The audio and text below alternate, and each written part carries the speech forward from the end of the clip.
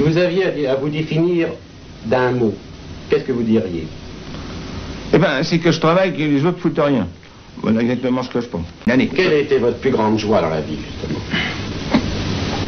Ben, mon Dieu, je dois vous avouer que je n'en ai pas beaucoup. Je ne suis pas un être de joie, je ne suis pas un passager. C'est pas ça, ça faut appris que...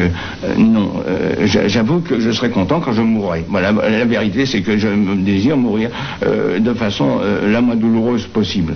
C'est tout, c'est pas besoin, je ne suis pas assoiffé de douleur. Est-ce que vous croyez en Dieu?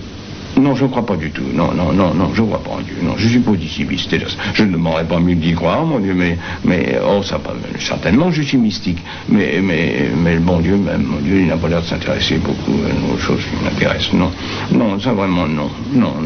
Mystique, je suis certainement, mais vous me dites que vous n'avez pas eu de grande joie dans votre vie. Avez-vous eu une grande peine, enfin quelque chose? Ah, ça, j'ai été servi, alors, minute. Alors, là, de ce côté-là, j'en ai eu des quantités. Ça, on m'a fait tout ce qu'il faut. Ça, oui, ça, vraiment, j'ai eu beaucoup, ça, beaucoup. Je n'insiste pas, mais vraiment, j'ai tout eu. Tout. Est-ce que vous souffrez quand vous pensez que certaines personnes disent ou pensent du mal? Non, ça, je m'en fous énormément. Je ne m'intéresse pas aux hommes, je m'intéresse aux choses, n'est-ce pas? Mais croyez-vous à l'amour? Et si on prend la vie comme une chose très amusante, ben, évidemment, alors en avant pour l'amour, mais alors avec toute sa vulgarité. Mais par exemple, je n'aime pas ce qui est commun, ce qui est vulgaire.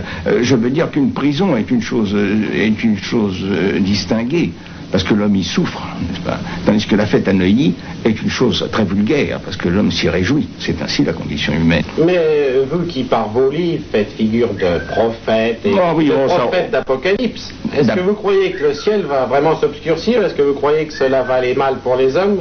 Enfin, dites-nous, si vous voulez, comment vous voyez l'avenir immédiat? Si tous les hommes ne voulaient pas aller à la guerre, c'est très simple, ils diraient je n'y vais pas. Mais ils ont le désir de mourir. Il y a un désir, il y a un nootropisme chez l'homme.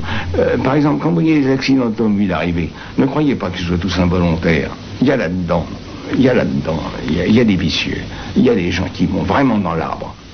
Évidemment, le bonhomme ne monte pas en auto en disant je vais me précipiter contre un train. Mais l'envie est là, n'est-ce pas? Et ça, je l'ai observé moi-même à plusieurs reprises. Particulièrement chez les chirurgiens, des gens distingués. Je les vois me conduire dans leur voiture, n'est-ce pas, d'une façon qui est suspecte. Et ils vont. Il y a, tous les hommes de la Terre n'ont qu'à aller à la mairie dire moi, vous savez, je ne vais pas à la guerre. Ben, il n'y aura pas de guerre. Hein. Si donc ils la conservent, c'est parce qu'ils aiment ça. Ce désir... besoin de destruction. Disait Montluc, maréchal d'Henri IV, n'est-ce pas? Seigneurs et vous, capitaines, qui mesez les hommes à la mort, car la guerre n'est pas autre chose. Si vous deviez mourir à l'instant, ce qu'à Dieu ne plaise, quelle serait votre dernière pensée? Au revoir et merci.